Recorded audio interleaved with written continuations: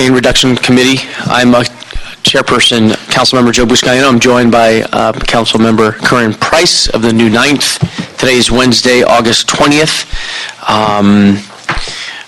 With that, we do have a quorum. And again, we have a meaty agenda, 20 items. Thank you all for being here. And I'm going to go through some consent items that will be before us. We will take consent. Do you want to pull anything specifically? Let's see here. No, I think we're good on. I have. Let me run through and let me know if you want to pull any of these. Item 1, item 2, item 3, item 4, item 5. Item 6, I have speaker cards on 6. We are going to improve that item. Julio Dominguez and Reverend Olson. I'm going to pull 2. Do you still want to speak on that item? Okay. So we will hold item 6. That's all 2. And I take that back. We'll hold item 2 for Mr. Price. Okay. Item 7, we will have Mr. Richard speak on item 7. So we'll hold item 7. And it's about time we're going to close off that street. I'm real excited about that. Item 8, 14, 15, 16, 17. Hold on, Chairman, you're so fast here. 8. You want to hold 8? No, I'm asking you. Yeah. A consent on item 8. Okay. That's going to hold. Okay. You go with that?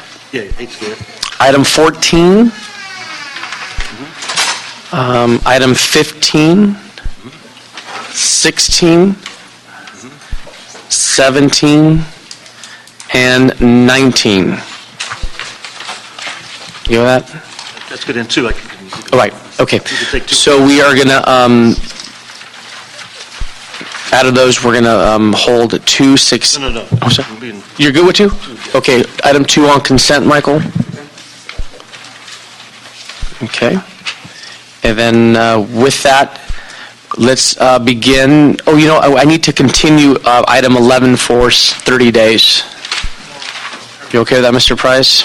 Okay, without objection, that'll be the order. Item 11, we will continue that for a month.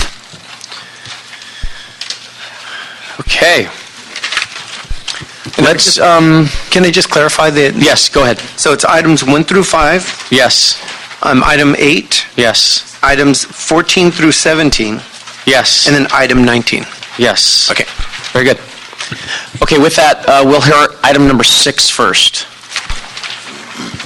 Item number 6 is a report from the Bureau of Engineering relative to the vacation of Normandy Avenue from Airlolo Street to approximately 150 feet northerly therefore. Okay, we have 2 2 speaker cards. Let's bring up Mr. Dominguez, Julio Dominguez. And also, if I can bring up Reverend Anna Olson, please, to the front to speak on item number 6.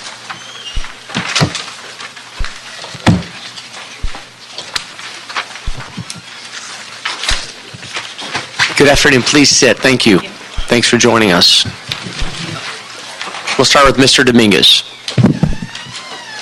Good afternoon. Good afternoon. Thank you, Honorable Committee. My comments would simply be to, as far as this project goes, we didn't know about it till a couple of days ago, and it seems that only the Korean community is involved in this project, whereas there's a diverse set of communities involved in the community, and including ourselves, the Latino community.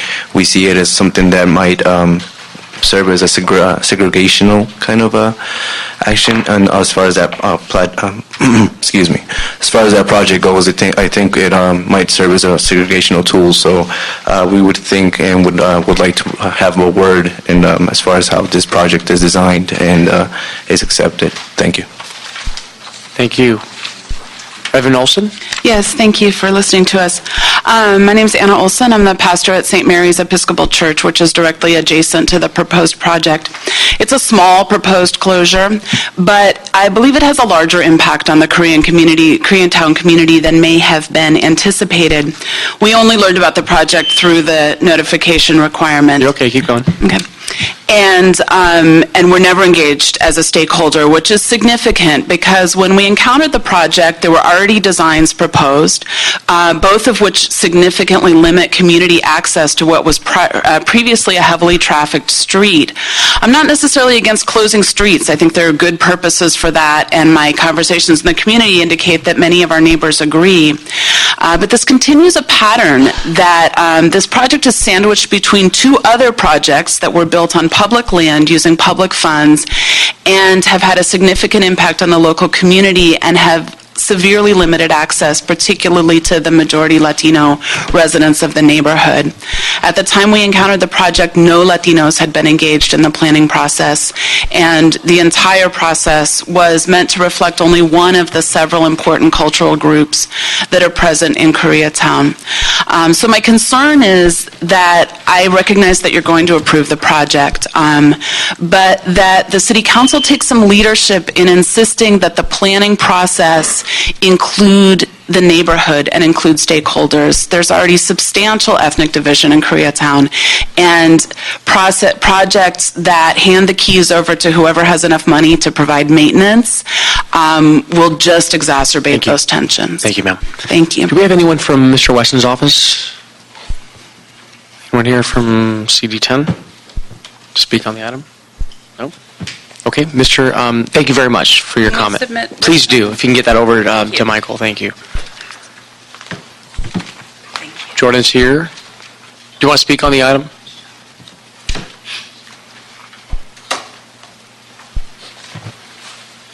Good afternoon, Jordan Brewer-Keem, Council President Herb Weston's office. This closure isn't in no way intended to be a segregational cutoff. This is more of to create more public safety because of the nature of the curving street just to the east of Irolo. It's creates a lot of near traffic incidents, but I mean definitely I can share the concerns that were expressed here today with the council president to make sure that the whole community is involved throughout the from this point on. Very good. But again, this was in no way intended to be a segregational cutoff. This was just reasons for public safety. Okay. Thank you, Jordan. Thank you. If you can connect with the residents, I'd appreciate it. Thank you. Thank you. Mr. Price? Okay. You good? Okay, without objection, Well, no comment, I agree. I think we should try to, the mic. if possible. We should always try to involve stakeholders if possible, and I'm sure, as the representative indicated, was no intent to slight the community. Right. But I think we always have to bend over backwards to make sure we're doing outreach, and so we appreciate the comments. Thank you. Community engagement is key. Thank you, Mr. Price. Without objection, we will approve item number 6. If you can read into the record item number 7, please. Item number 7 is a report from the Bureau of Engineering relative to the temporary closure of 121st Street between Figaro Street and Hoover Street.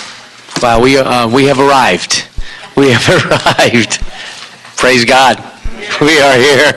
This has been an issue for 2003, and way before I arrived, but, Mr. Price indicates it's important to listen, be responsive to the community. Government works best when it listens to its people. So I have 1, 2, 3, 4 speaker cards. I believe we're going to have one representative to speak on behalf of the group.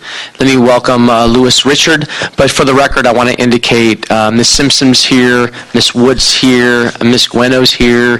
Thank you very much for your support, and thank goodness that we're moving forward on this. Mr. Richards, thank you for being here, and thank you for your service to our city. Yes, as a firefighter, we appreciate your service. Thank you, and Please. I appreciate the committee here. It's been long arrived with the street closure. We've gone back and forth with the closure we've had numerous problems as far as prostitution, drug trafficking. We've had accidents where cars have gone into homes and hitting other cars. So for us, the only thing that we're talking to you, we really, instead of having it at Figaro, is to have it at the end of the alley at an angle, cat a corner, which we discussed. And we just want to thank you and the committee for allowing us the opportunity to be here and the opportunity to get this done. It's been long time waiting. Right. Thank you so much. I want to bring up Mr. Yu to express, or actually share with us, just for clarification and for the record, that we would be able, there's enough leeway to move the gate at the alley and also at an angle as asked for by the HOA. Yeah, that's correct. The actual design and the location of the gate will be determined at the permit stage. At that time, the Department of Transportation and Fire Department and Engineering is going to look at the detailed locations, and then we will most likely, I don't see any major problem on that. Okay, so we've been dealing with this with 2003. I don't want to come back here 2 years from now saying, oh, the design is this, design is that. What's our next steps here? Why not? The next step would be after the City Council's formal approval, then the applicant or the constituent would work with our permit office for the design and the location of the gate. And normally the council policy is that the gate has to be installed within 6 months. Let me bring up Lewis again. So just for clarification, you're the point person on this project? Yes. Okay. So you heard what Mr. Yu said? Yes. Once this is approved at council, they will turn to the organization, the community group, Yes. with the design. Okay. Okay, so we've done our part. We need to continue to work together to do your part moving forward. Okay, we have Elaine Simpson is actually the president, but we're working in relation together, so that's no Okay. problem. Very good. Anything else? No, nothing. Okay. Mr. Price, you good on this? I'm good on it. Okay. Without objection, we will move on item number 7, and can't believe we got there, Dennis. Let's get the council one more step to make this thing happen. Okay. With that, item number 9. Item number 9 is a report from the Bureau of Engineering relative to the allocation of $15,000 in the fiscal year 2014-15 Capital Improvement Expenditure Program to perform a noise and vibration study of the First Street Bridge over Figaro Street. Okay, who do we have here? Good afternoon. My name is Jeff Jelling from the Street Improvement Stormwater Division of the Bureau of Engineering. Thank you. We have CAO at the table as well, please. Anyone here? David, thank you.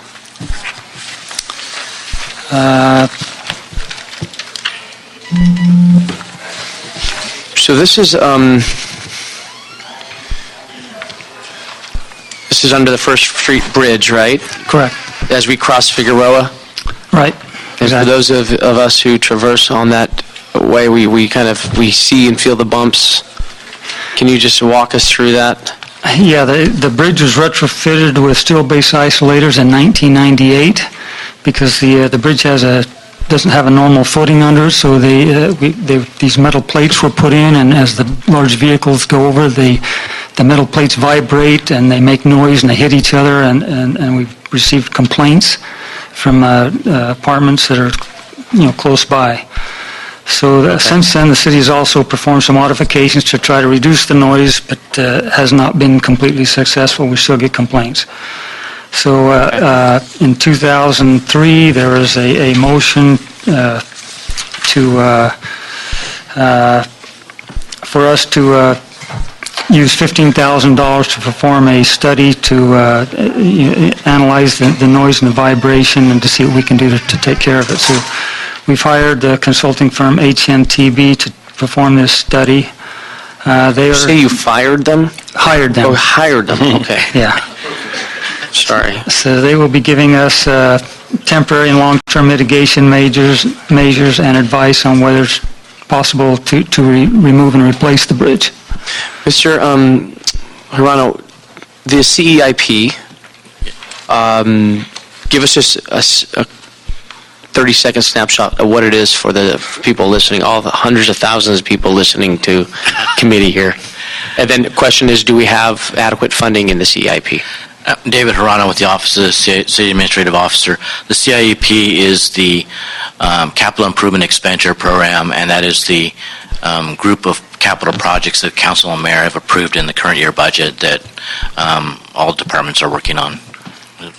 And we have adequate funding to fund this noise study? There is In the capital improvement expenditure program, there is a $500,000 line item for contingency for construction.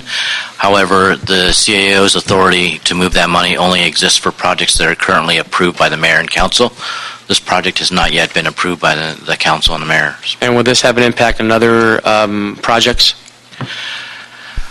If we were to take $15,000 out, or if you were to take it from the contingency or the general fund, we could obviously absorb that. It's something that we'd want to know that the council is wanting us to pursue, though, so we'd want the council to approve the project itself.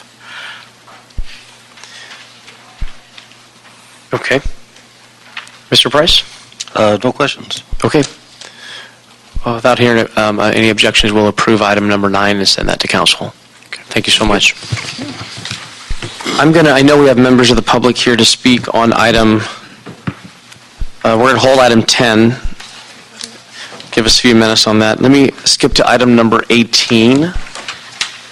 And Michael, if you can read that into the record, please. Item number 18 is a motion from Council Members Koretz and Buscaino relative to waiving the determination of the street improvement requirements and rejecting any offer to dedicate land regarding the development of 2 properties to be undertaken by Young Israel of Century City. Okay, I'd like to welcome Ron Hookbinder and Noah from CD5. Noah, do you want to speak on this? We anticipate approval of this item. Ron, would you like to speak? In the interest of your time, no thank you. I know you made a long trek out here, though. I did. Come say a few words. Come on up. You're good? Just thank you very much. Very good. Appreciate it. Thank you, sir. So, yes, Mr. Koretz has asked that we move forward on item number 18. And Mr. Price, do you have any questions for staff? I've got no questions at this time. Very good. Hearing no objection, we'll approve item 18 and send that to full city council. Thank you.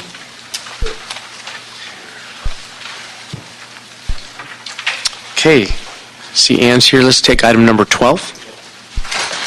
Item number 12 is a communication from the mayor and a report from the city administrative officer relative to accepting $1 million grant award from the California Board of State and Community Corrections for the 2014-2015 California Gang Reduction Intervention and Prevention Program. This one on the committee agenda said it did not have a fiscal impact statement, but indeed it does. It does? Yeah. Okay.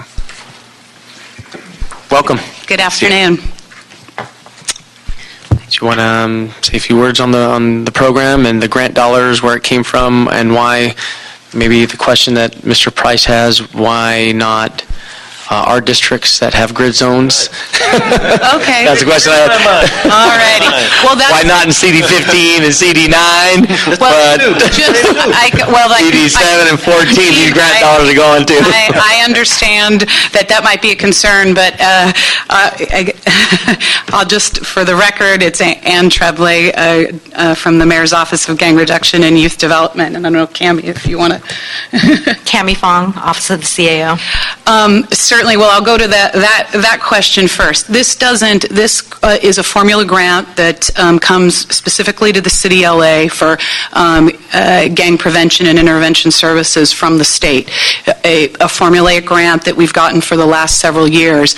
It doesn't change or diminish the amount that goes to any of the other grid zones, including those that are in each of your districts. This supplements the general fund within the grid zone. So each of the 12 primary grid zones get the same amount of dollars. It's just in this case, part of that money is coming from the general fund and part from these formula funds. So it's not that these areas are getting it instead of you. The total amount for the areas remains the same. And over the years, my understanding is the office has moved around the funds using these grant funds within all the different grid zones. I think almost all the grid zones have been covered at different times, but it doesn't lessen the amounts that go to either of your districts or any other that have grid zones. Got it. So each of the grid zones is getting well served by the amount of money we have, Sure. both with the grant funds to supplement the general fund.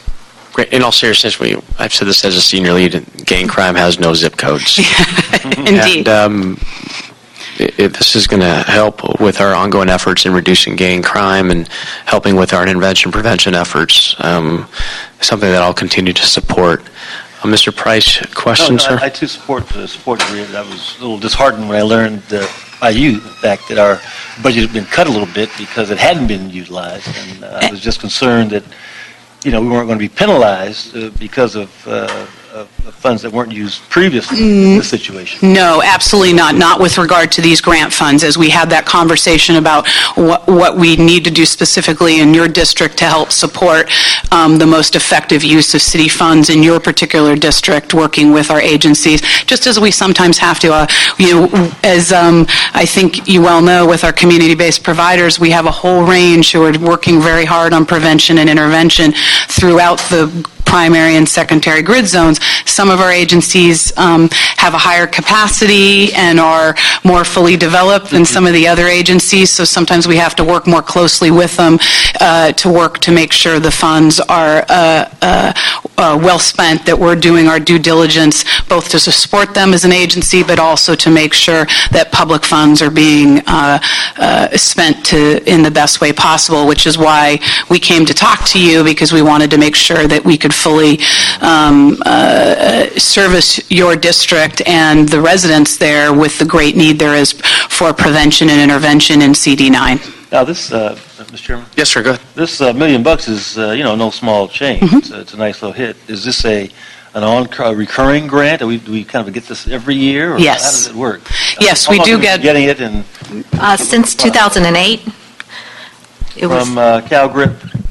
From the state of California. It's a state grant.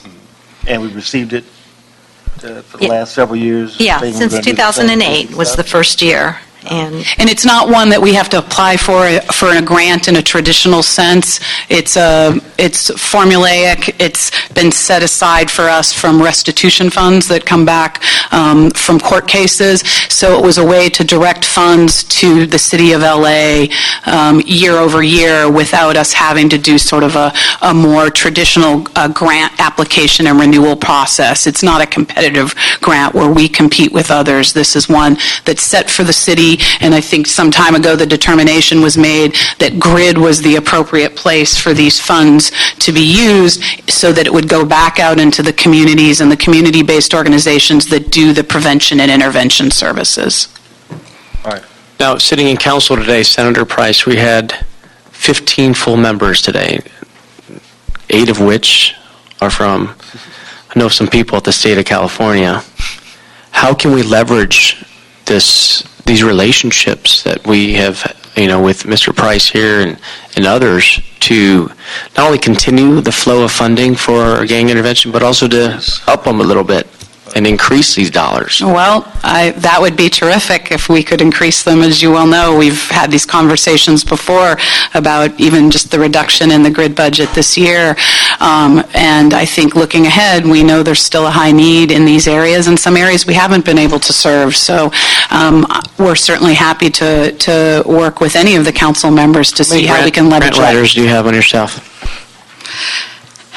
How many grant writers do I have on my staff? I have no grant writer on my staff. We work within the HSPS folks, but I've just brought somebody over from elsewhere in the mayor's office who has some experience in that to help look at developing grant resources. She just started this week because that's something that as the office that I inherited, the grid office is a bit smaller team now, and some of the folks that had expertise in that have moved on, so we did bring somebody in to help do that development because it's an important part. We do have these state grants and some federal grants, and we know that we are a leader in the country in a lot of this work that we do, and so we're an excellent candidate for additional grants. So the $1 million formula grant is based on citywide figures of crime, gang activity or something? Well, I don't know what the formula is for why the state gives us $1 million. I don't know if maybe Cammie has some historical knowledge with regard to that.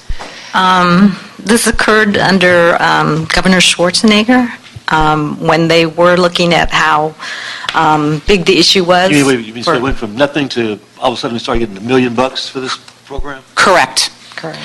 So we've just, over time, used it in different ones of our grid zones, which, as you know, the grid zones were developed to look at the areas with the highest need within the city, rather than it being the money's divided by 15 among council districts, to focus on the areas most in need, our 12 grid zones, and then our primary, where there's both prevention and intervention services, and then we have 8 other areas that have either prevention or intervention services, and so those have been funded. So this piece of money is just used along with the general fund to fund the agencies in those zones.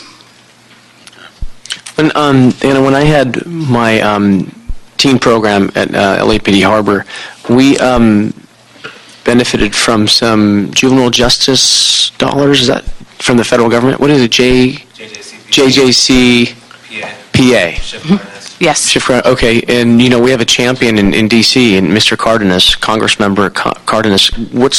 What are we doing to leverage those dollars to come into the city? Well, I actually just studied my understanding. A good chunk of those monies are with the LA County Department of Probation, and I just met with probation about how we could better coordinate with them to leverage those dollars. I don't think necessarily probation will be ready to give us any of those dollars, but I just had an initial meeting with probation where we discussed the fact that they get those funds in the juvenile to support their juvenile probationers, and how we could work together to provide services and leverage those funds. So that conversation is just beginning with probation.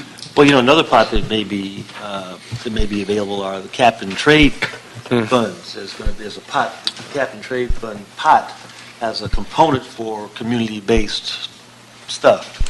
And, the discussion is just starting about how those funds are going to be allocated. And so I think Mr. Price, if you and I can look at this, and we'll approve this item, but maybe you and I can work on a motion and to work with your department, Ann, and try to look at different pots of funds. And certainly, I know it takes time, it takes effort, it takes people. Indeed. So your support and connections and experience, I'm sure, could bring a lot to bear to that, and we certainly would love to work with you on that, because the more funds that we can find to service these communities, the better. Right. Okay. Thank you. Without objection, we'll approve that. Thank you, Cam. Thanks so much. We'll approve item... Thank you both very much. Thank you. That's item 12. Without objection, we'll approve and send that to council. We'll take item number 13. I believe we have some amendments to add to some citywide events. Specifically, is that CD 14, Dennis, you're saying? 14 had, anyone from CD 14? Okay, reading the record, if you can, Michael, item number 13? Item 13, that is, yes. Yes. Item number 13 is a motion from Councilmembers Buscaino and Councilmember Huizar relative to adopting the list of citywide special events prepared by the Office of the Chief Legislative Analyst in conformance with the city's special event permit procedure. I don't have a card on this. The reason I believe we called it special is because council staff may wanted to add an event or two to the list. 14 and not, Bryce? Mr. Price, Do we have one? did you need to add an event to this? We're good? Yeah, we're good. Okay. Go ahead, Paul. Mr. Chair, and Paul Smith, CLA's office. The list is required to be produced annually by our office through the Special Events Ordinance, but we do so in cooperation and assistance of each of the council offices. The ordinance also says that you can add a list, an event to the list any time through a motion. Okay. But we do have this annual list that we revise. Okay. So there's room, there's some wiggle room there. And the numbers in here aren't just estimates. Okay. So we get actual costs, and it'll be 50% of those actual costs Okay. if an allocation for a subsidy is submitted by the council office. And basically, a citywide list just represents those larger events that may be need to be of interest to 3 or more council offices. I'm sorry, what was that about 3? It's 3 or more. There's two ways you can finance a special event. One is through your own allocation, and then there's the citywide. But the citywide has a requirement that it be of interest to at least 3 council offices. Even though the event may occur in one council district. Yeah, but it has a wide base of, Okay, that's fine. yeah. Thanks for that clarification, sir. Appreciate it. Okay, so without objection, we will approve this item before us. And that would be item 13. Send that to council. Thank you, sir. Thanks, Paul. Okay, final item? Final item is item number 10, which is a report from the Bureau of Street Services relative to the delivery of tree trimming services. Thank you, sir. Let's have 2 speaker cards on this item. If I can welcome Tanisha Sanchez. Welcome, come on up. And Art Sweatman. Good afternoon, welcome. How are Good you? afternoon, council members. Teresa Sanchez with the Coalition of LA City Unions. And we're here to generally support the restoration of all tree trimming services citywide, including the potential consolidation citywide of tree services within the Bureau of Street Services. As you know, our Urban Forestry Division was decimated during the budget crisis, during the recession, and we lost almost all of our tree service positions. So we'd like to see those positions restored. We'd like to see tree services expanded. We'd like to support the Urban Forestry Division and also remind you of one of the issues we talked about on Monday at the joint committee of this committee and Budget and Finance, is that we're also proposing to restore many positions to Public Works especially, but also all departments of the city, but also we'd like to work with you and Bureau Management to develop a strategic plan for workforce development and training in the future. We know that we're facing a large number of retirements in the future, but I also, if I could take 30 seconds do. more Go and ahead. just remind the members of this committee that about a month ago, July 22nd actually, almost a month ago, Congress actually passed something. And that was reauthorization of the Workforce Innovation and Opportunity Act, which created a consolidated 15 different workforce development and training programs nationwide. We think that's a good thing. We also think it's a good thing that they've invested $18 billion over the next several years, and up to 20% of that funding for the first time ever in the history of workforce investment at the federal level, up to 20% is going to be allocated for incumbent worker training. That means our current staff can be brought back. We already have a proposal that we worked together with Urban Forestry back in 2008-2009 in partnership with LA Trade Tech College. We need to revisit that. We absolutely want to revisit the Tree Worker Academy. Please connect with Dennis Gleason, my policy director. I will. Thank you, Dennis. Thank you. Art? Good afternoon, Art Sweatman. Thanks for joining us. Thank you for your service. Bureau of Street Services, and I'm here to speak on behalf of the members of SEIU 721. We'd like to thank you for the additional monies being proposed to spend on tree trimming in-house. Obviously, we think we can do the work better. We think we can do the work cheaper. We think we are our cost is transparent as opposed to contractors who sometimes will stop in the middle of the contract and raise the prices. So just would like to encourage you to start moving forward to hiring tree surgeons within the Bureau, and because obviously in the next 5 years, we're going to see a reduction of 60% of our workforce due to retirement. So thank you. Great. Thank you. Thanks for your service. How long have you been with the city? 17 years now. Thank you. 13 more years ago. And counting. Okay, with that, if I can invite up Mr. President Kevin James, Board of Public Works, Street Services, George, Joseph, and Mr. CAO, Mr. Hirano, please come to the front. I think our ultimate goal in this item, Mr. Price, is to get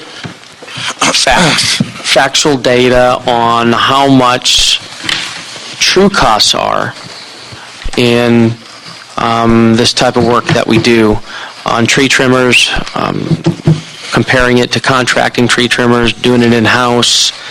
And my first question is measuring the number of trees trimmed the best metric to use? Because we look at, the trees, the sizes of trees vary, as we know. question is, could we possibly use the number of trees together, all in one, with the number of cubic yards of foliage removed? Joe Cruz, Bureau of Street Services. The number of trees trimmed obviously does vary depending on the size and the complexity of the trimming that's required of those trees. The industry uses a typical standard in terms of measuring the size of a tree as the diameter at breast height. I think moving forward, what we can do is look at perhaps categorizing trees in that manner so that those with larger diameter are indicative of larger and taller, more complex trees. Will give you a better measure of the performance of our staff. Has the Bureau ever looked at the actual cost that it takes to trim a tree, removal tree, what's the cost per hour? Have we ever studied that or taken a look at that? Again, it does vary quite significantly depending on the size of the tree. On average, I would say we're at 200 without knowing the specifics of a tree and the associated work that might be required. I think what needs to be said also is that we don't limit the amount of work that we do to just the tree itself. We might have irrigation or other landscaping elements associated with that particular tree that we don't ignore, because our goal is to provide a full service to the community and provide a project that is beautiful. And we just had a joint committee hearing with this committee and Budget and Finance, and we were told that majority of these trees weren't even planted by the city. They were planted by the developers. Is that true? That's correct. That's correct. This Greg Monfett, Urban Forestry, sitting in for George Gonzalez today. That's Again. correct. Again. All right. Thank George you. is out there working. Historically, city forces have not done the new installations. They've been done by developers, homeowner groups, and property owners. When the sidewalk program came in 2000, that brought upon some planting possibilities, and that's when city forces started planting. Now we would do replacements. If we remove trees, we would do replacements. So now that's kind of changed with everything. So we are doing some new planting installation with city plants. Well, we're seeing that in my district. We have a low canopy rate in the 15th, and we're seeing that improve. Right, Yeah. absolutely. We're seeing that citywide. Actually, we're maintaining the numbers. I was reviewing a study the other day, and because of million tree and city plants, we're maintaining count numbers anyway. And for the contracting process, Joe, why does it take so long in the entire process, and why don't we have people on call very similar to the BOE for tree trimming contractors? I'll let Greg delve into that a little bit further, but in essence, it's a resource issue. Right now, we have one management analyst handling the contracts, and his time is actually being split between the contracts and other duties that he has for the Bureau, but I'll let Greg elaborate a little bit more. Yeah, on that note, we used to have a management analyst 2 and a management analyst 1, and this individual is a management analyst 1, and his time is split between other duties. But more importantly, on-call contract and multi-year contracts, we're trying to make a movement toward that. We've just not gotten into that. Other cities have. We've had some discussions with the city attorney as to how to approach that. As far as multi-year contracts, do we do it by, it's kind of like what you asked about on the count, do we do it by canopy spread, which is what we're looking at, rating trees in large, medium, and small, and doing it by canopy spread, because when we're setting multi-year contracts, or as-needed contracts, we're kind of setting up areas and not actual numbers in such a big city. So Areas or grids. Areas or grids, Right. and so we're just trying to work out the details on that, but we are moving in that direction. We would like to see that as I'd well. like to turn it over to Mr. President, to Kevin James, to say a few words on this issue. Well, thank you, Mr. Chairman. One of the things that, there are a number of things that I guess perhaps one alarmed me, two surprised me in the 13, almost 14 months that I've been in this job. And Ron Lorenzen, who's here, by the way, I will mention Ron sitting in the back in the red shirt. It was probably my first day on the job. Maybe it was even before my first day. Ron came up to me and said, the largest emotional issue that you will experience in your job will be around trees. And I've told community groups around the city that if I had to sum up one of my greatest frustrations in the job in one word, it would be trees. And it's because we have the largest municipal tree canopy in America. And our urban forestry division, to use Teresa's comment, I use it regularly, has been decimated. And when we look at the fact that the Bureau of Street Services itself is losing on average, through attrition, 6 employees per month. So this does become at some point an employee power issue and a staffing issue. Some of the things that... My understanding, though, Kevin, is that when we lost those positions, we sent them over to DWP Airport, Port. That may be, Councilmember, but from where I sit, I don't have them. That's right. And what we started to see, because word got out that we don't have them, and one of the things that I started to see within a few months of last year's contract round, we had $4 million in the budget to trim 40,000 trees at an estimate of $100 per tree. And the bids started coming in. We'd get the same 4 companies, and they would come in on the various contracts, and they would be each other's subs. Interesting. And they would, the bids would start coming in 50% higher, 70% higher, 80% higher, and I brought some of the bid sheets with me today. I started looking at these. Some of them are $220 a tree on a $100 per tree estimate. They knew that we didn't have the staff to compete. Right. So when we are out of the market, we can't, we're going to see it's going to cost the taxpayers more. So during this budget season, which you both may well remember, we've asked for a portion of the existing budget money to be allocated for additional in-house staff. Because if I can, and I guarantee you word gets out quickly, if we can deny all bids, and we wanted to, but when we entertain, Councilmember, the issue of denying all bids, we start to hear from your staff, wait a minute, trees are getting trimmed over here, but why on this contract are you going to deny all bids? We just had to pay the price. So it really does, I think, create, and I was very pleased to hear kind of you open the meeting with, let's look at some additional ways that we can cut up the pie, or at least study the way that we provide this very important service in the city. Some of them, just thinking off the top of my head, when I thought about cost per hour, I thought, well, not to put light on it, but if we do it cost per hour, we're going to find every Edward Scissorhands in the contracting world. Every tree is going to be perfect because they spent 5 hours on a tree that they could have spent 1 hour on and gotten the job done. So there are things like that would concern me. It is, as Ron told me on day one, it is complicated, it is emotional, it is important, it touches livability, sustainability, community beautification, the environment, walkability, and so it really is a very important issue.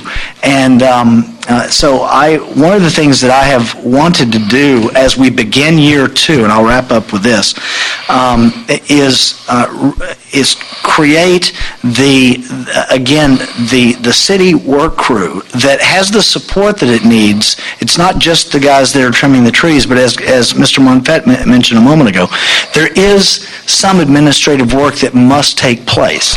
So we need that structure in place to compete in the marketplace. And if we get that, then we'll start to see an increase in the end product that we can provide to all of your council districts in the number of trees trimmed. Got it. Thank you.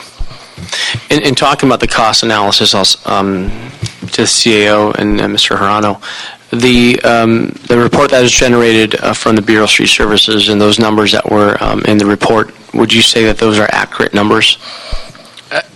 David Haran with the Office of CAO. I think we'd like an opportunity to review them before we respond to that. Okay. But they, it could be Because done. typically, we seek the guidance from the CAO when we talk about budget and numbers. And this is something different. Go ahead. How many more positions are we talking about adding?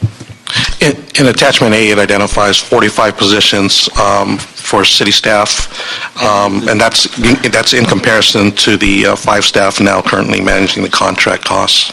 And is it envisioned they go out of teams of 2 or teams of 4, or what's the usual sort of... That actually would be 6 different crews. With the, it actually would be it's kind of our mechanized program crews. We have 2 of them on staff, and they'll be bringing 4 more on staff with those 45 bodies.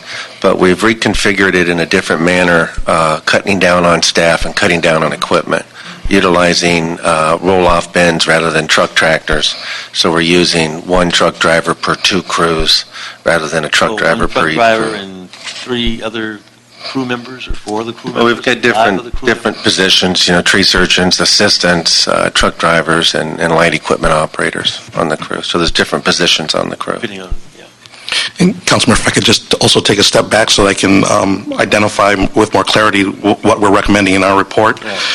Our recommendations include instructions that would split the existing $4 million that is currently allocated for tree trimming and provide $500,000 to the Bureau of Street Services for existing forces to perform work on overtime, and $3.5 million would proceed to be contracted out. There are also administrative actions included within the recommendations that would allow us to take all of the administrative actions necessary up to actually hiring until you have an opportunity to discuss whether or not that's how the council and the mayor want to proceed in terms of restoring city forces. So at this point, there is no additional burden, no additional financial burden as a result of the recommendations contained within this report.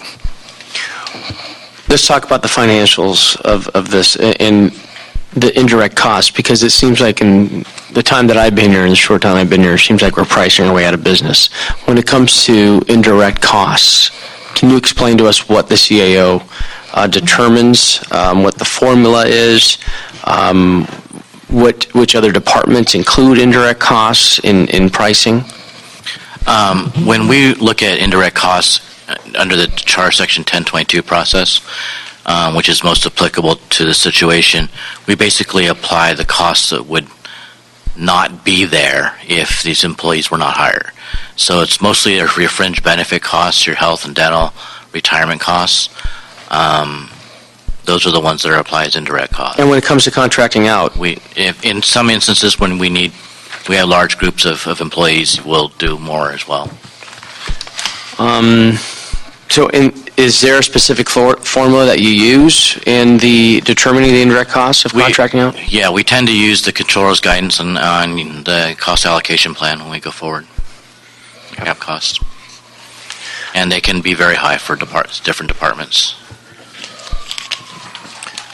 I think if I may dive into some comments, we're dealing with the fundamental question of government, and that's when is the public best served by using city staff and providing a service directly, and when is the public best served by contracting out for that service? There are definitely pros and cons to each, as we heard from our brothers and sisters at SEIU, and we need to weigh in those against solid data. Yes, there are pros and cons to each. The charter is set up in a way to favor the use of city staff. That's what the Charter Section 1022 determination is all about. It does allow the use of contractors if it's determined under the charter that's more feasible or more economical. And the City Council has set up a series of guidelines on making those determinations. But having said all that, it also is, there are other benefits to having city staff. I think Street Services outlined them well in their report. There are 3 bullets in their report that they have outlined here. But I still don't feel confident we have that data. And we can look at the costs associated with this issue. But there are also operational reasons as well. And Street Services has pointed out that in an emergency, city staff are the ones that you rely on, and they're the ones that are the most flexible and most deployable in a short period of time with some level of cost certainty.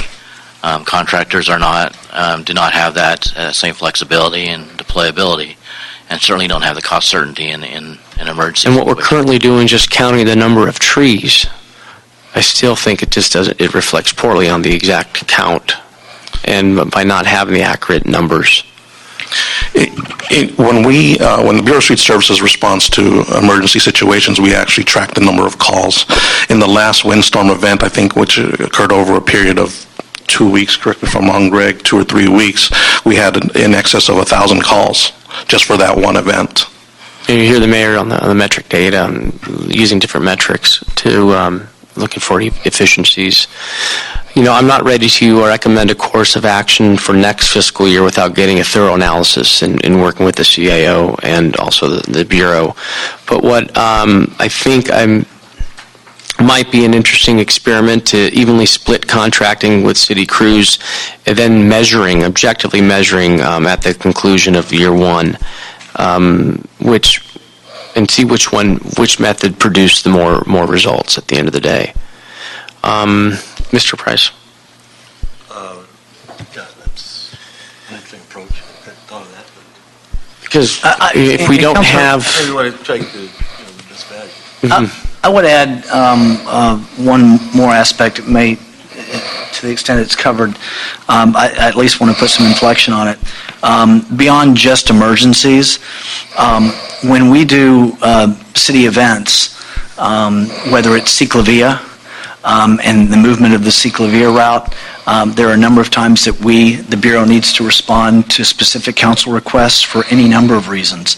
The flexibility that the city crew provides is important. Something else that came up during the budget hearing was, I remember when we were kind of going through looking at, I don't remember what committee member was going through looking at some of the entities that we have entered into contracts with, and the Yelp reviews, the comment was made that the Yelp reviews weren't particularly great for that entity.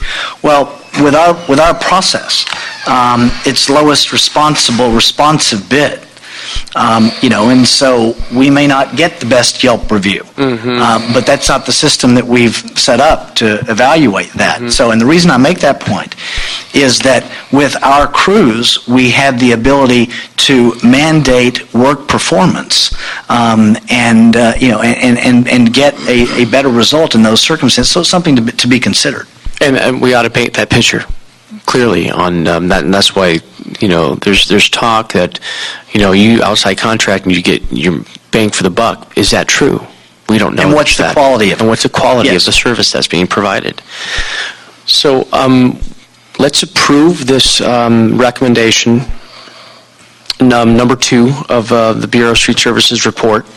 But I do want to add some instructions. And then let me know, Mr. Price, you have issues with this. We'll approve recommendation number 2, but in addition to that, instruct CAO with the assistance of Bureau of Street Services to report with recommendations for establishing new metrics that more accurately account for variables such as differences in tree size. Secondly, instruct the CAO to report with an analysis of the true indirect costs associated with the tree trimming program, as well as an analysis of the true indirect costs associated with the contract tree trimming program, with an explanation of the methodology that used to calculate each. And lastly, instruct the CAO to report on the necessary actions to create a hybrid tree trimming program for next fiscal year 15-16 that provides equal resources to both programs, assuming the same level of funding as the current fiscal year. And even during the budget hearings, looking at restoring those positions. That's something that we need to continue to look at. That's what we're hearing from, Art working on the street. He's seen a reduction of workforce, And God bless our city workers, but they're getting older, and they're aging, and they're going to be retiring. So we really need to get a hard look at that as well. Mr. Chair, can I ask for a couple clarification Yes. questions? On your instruction to us to provide an analysis of the true indirect costs. For both. For both, are you also wanting the direct costs or just the indirect costs? You want a complete picture of the costs of both, or? It wouldn't hurt. I'm just, for us, it's, again, working with the controller and looking at... Well, if you want the complete picture, we would provide both the direct and indirect Yes, that costs. wouldn't hurt. And Let's do use that. street services as Thanks, a David. resource. Okay. And then secondly, on your hybrid instruction, you asked us to report back with a plan that allocates equal resources to both programs. Could you describe what you mean by both programs? Are you talking about city workers versus contract, or are you talking about some other Absolutely. aspect of the program? Yes. That's the division. Okay. Yes, the division there. Okay, thank you very much. Thank you. And how much time do you need for that, David? Yesterday? Or? 60 days? Please. Okay. We'll come back 60 days with that. And clarification from the clerk. So originally, there were 4 recommendations. We're only going to approve number 2. We're only approving Right. number 2, and with the 2, we're also including 3 instructions. Right. Great. Thank you very much. Mr. Price, anything? No. it's fine. Okay. Support that. So with that, that'll be the order. Thank you, gentlemen, for your report and your continued hard work. Thank you. Really appreciate your efforts. With that, thank you. Mr. Clerk, do we have general public comment? No, we do not. And that closes out today's agenda. Okay, thank you. The big ducks in town. I just saw it arrive. Look, it's here. Come to the Tall Ship Festival, the Port of Los Angeles. Thank you. Have a safe day.